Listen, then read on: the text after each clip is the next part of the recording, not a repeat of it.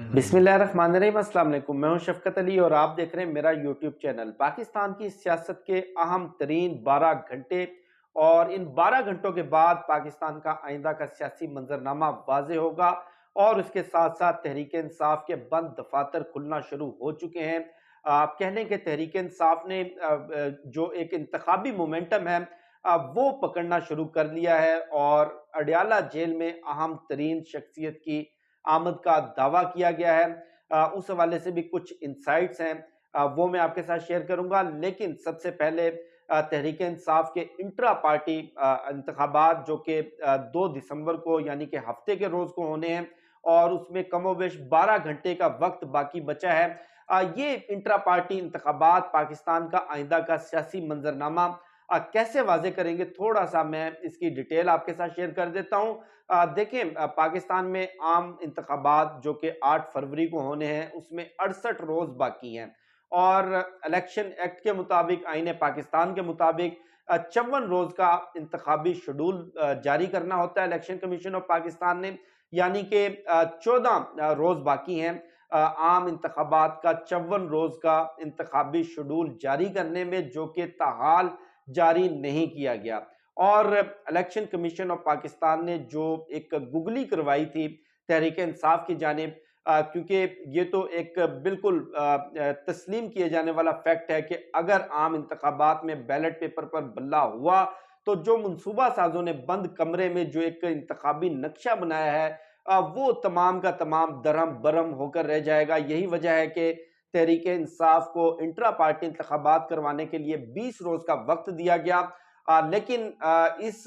Googly को बड़ी खूबसूरती से खान साहब ने जेल में बैठकर टैकल किया। वो खुद दस्तबरदार हो गए और बैरिस्टर गोहर अली खान को उन्होंने अपनी जगह नया चेयरमैन तहरीक इंसाफ नामजद कर दिया। अब चूंकि मामला सिर्फ बल्ले के निशान का ही नहीं है, जो भी पार्टी चेयरमैन होगा उसके दस्तखत से, उसकी मंजूरी से इंतखाबी टिकटें इशू होंगी और उन इंतखाबी टिकट्स के ऊपर जीत कर आने वाले लोग ही कंसीडर किए जाएंगे कि ये पाकिस्तान तहरीक इंसाफ के मेंबराने कौमी असम्बली या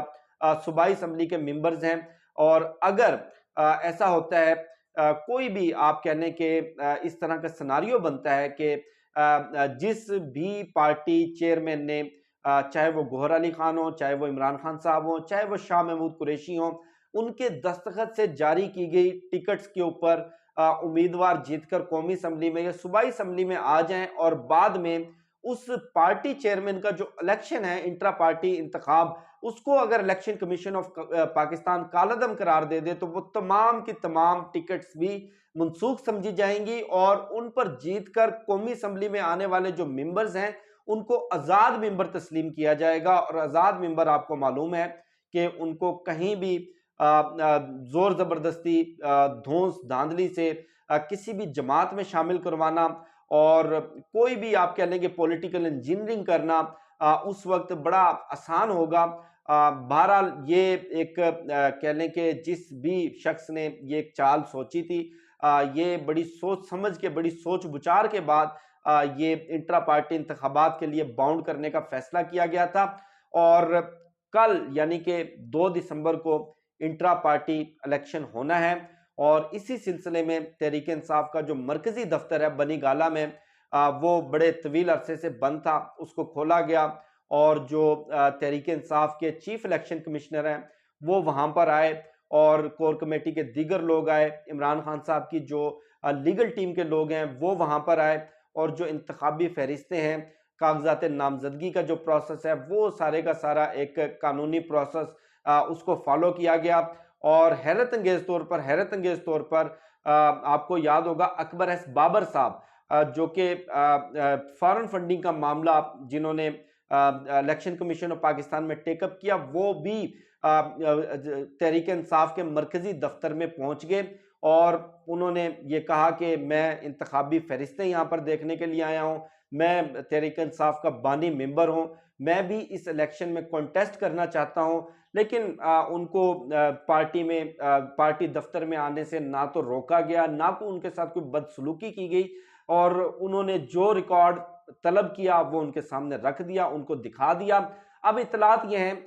کچھ لوگوں کا، کچھ ذرائع کا دعویٰ یہ ہے کہ انٹرا پارٹی الیکشن بنی گالہ کے مرکزی دفتر میں ہوگا، کچھ اطلاعات یہ ہیں کہ پنجاب میں ہوگا، لیکن میری اطلاعات کے مطابق، میرے سورسز کے مطابق، تحریک انصاف کا intra party election Khyber Pakhtunkhwa میں ہوگا، اور اکبر ایس بابر صاحب کی جو لانچنگ ہے وہ بلا وجہ نہیں ہے۔ میری اطلاعات کے مطابق، میرے سورسز کے مطابق، اکبر ایس بابر صاحب کوئی نئی ورائٹی انٹروڈیوس کروائیں گے، کوئی نیا الزام لگائیں گے، کوئی نئی چال چلیں گے، اور اس نئی چال کے ذریعے یہ جو کل ہونے والا انٹرا پارٹی الیکشن ہے، اس کی کریڈیبلٹی، یا کہنے کہ اس کی لیگل ویلیو کے اوپر الیکشن کمیشن آف پاکستان میں دوبارہ یہ معاملہ جائے گا، دوبارہ یہ معاملہ ٹیک اپ ہوگا۔ وہ چال کیا ہو سکتی ہے، اس بارے میں کچھ بھی یقین سے کہنا قبل از وقت ہوگا، کیونکہ اکبر ایس بابر صاحب کی جو بنیادی رکنیت ہے تحریک انصاف سے، وہ چیئرمین عمران خان صاحب نے خود معطل کی تھی۔ لیگل پوائنٹ آف ویو سے، لیگل گراؤنڈ پہ وہ کوئی اس طرح کا کلیم نہیں کر سکتے کہ میں بھی اس انٹرا پارٹی الیکشن میں کنٹیسٹ کرنا چاہتا ہوں، یا میں بھی چیئرمین کا امیدوار ہوں، یا وہ کوئی اعتراض اٹھا سکیں۔ یہ لیگل گراؤنڈ بہرحال اس کے اوپر کوئی بنتا ہوا نظر نہیں آ رہا۔ بہرحال یہ تحریک انصاف کا جو انٹرا پارٹی الیکشن ہے یہ ڈیسائیڈ کرے گا انتخابی شیڈول کو، کیونکہ انٹرا پارٹی الیکشن کے بعد یہ ڈیسائیڈ ہوگا کیا تحریک انصاف کے پاس بلے کا نشان رہے گا یا نہیں رہے گا۔ اگر تحریک انصاف کے پاس بلے کا نشان ہوتا ہے تو فی الحال ایسا ممکن نظر نہیں آ رہا کہ اگلے 10-12 روز کے اندر الیکشن کمیشن آف پاکستان انتخابی شیڈول جاری کر دے۔ اگر انتخابی شیڈول جاری ہو بھی گیا، پھر بھی 8 فروری کے الیکشن کے اوپر بہت زیادہ ڈاؤٹس ہیں۔ اس کے ساتھ ساتھ ایک اہم ترین خبر یہ ہے کہ اڈیالہ جیل میں ایک بڑی اہم شخصیت کی، بڑی طاقتور شخصیت کی آمد ہوئی ہے۔ یہ دعویٰ کیا گیا ہے مختلف ٹی وی چینلز کے ذریعے اور مختلف نیوز ایجنسیز نے اس کا دعویٰ کیا کہ صدر پاکستان ڈاکٹر عارف الوی نے عمران خان صاحب سے اڈیالہ جیل میں ملاقات کی ہے، اور کچھ ذرائع کا یہ بھی کہنا ہے کہ صدر پاکستان نے 2 مرتبہ ملاقات کرنے کی کوشش کی، لیکن ان کے جو پروٹوکول ٹیم ہے، ان کی جو سیکیورٹی ٹیم ہے، انہوں نے صدر پاکستان کو اس ملاقات کے لیے سیکیورٹی کلیئرنس نہیں دی۔ اور کچھ ذرائع کا دعویٰ یہ ہے کہ صدر پاکستان یہ ملاقات کر چکے ہیں، اور میں آپ کو بتا دیتا ہوں کہ صدر پاکستان کی کچھ ملاقاتیں اس سے پہلے بھی ہوئیں۔ ایک ملاقات غالباً اگست 2022 میں یا جولائی 2022 میں ایوان صدر میں ہوئی، جس میں عمران خان صاحب بھی تھے اور سابق army chief general Qamar Javed Bajwa اور ڈی جی ISI تھے۔ اور دوسری ملاقات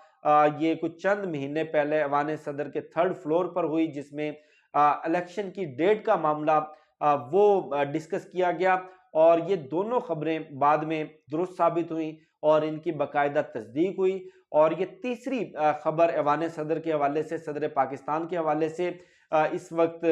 منظر عام پر آئی ہے، اور مختلف ٹی وی چینلز نے اپنے اپنے سورسز کے مطابق یہ دعویٰ کیا ہے کہ اس طرح کی کوئی ملاقات ہوئی ہے۔ بہرحال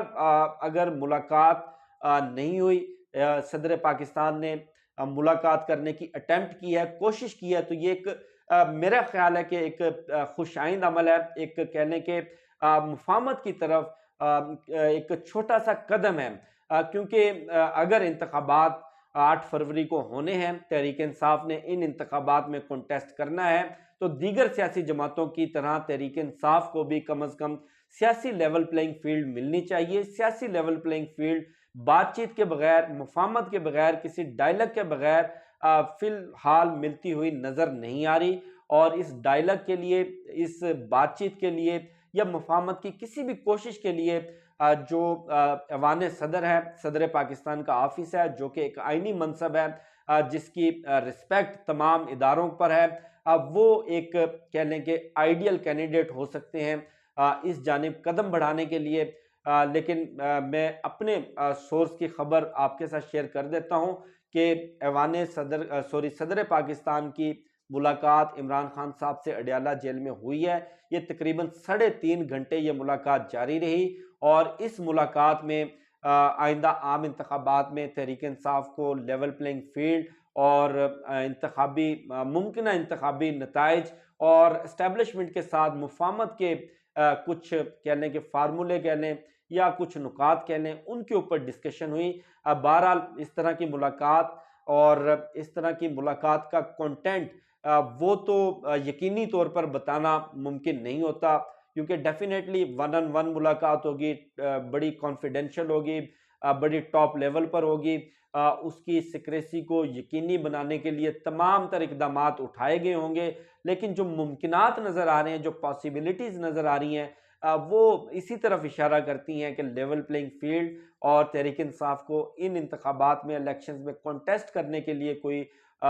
سیاسی راستہ یا بات چیت کا کوئی دروازہ کھولنے کے لیے یہ ملاقات کی گئی ہے، اور یہ ملاقات ایوان صدر کی، صدر پاکستان کی اپنی خواہش پر ہوئی ہے۔ مجھے شفقت علی کو دیجیے اجازت، انشاءاللہ آپ سے پھر نیکسٹ ویڈیو میں ملاقات ہوگی۔ پاکستان زندہ باد۔